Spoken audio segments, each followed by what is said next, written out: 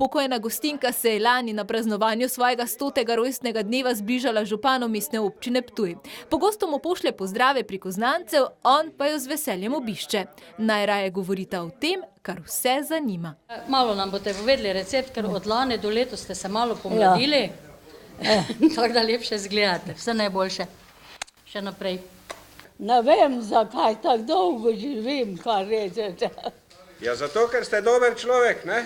Da ste za vzgled drugim, zato živite tako dolgo. Gospa Marija vsak dan prebere časopis, uporablja tudi mobilni telefon. Med našim obiskom je prejela klic 82-letnega bratranca Oskarja iz Berlina.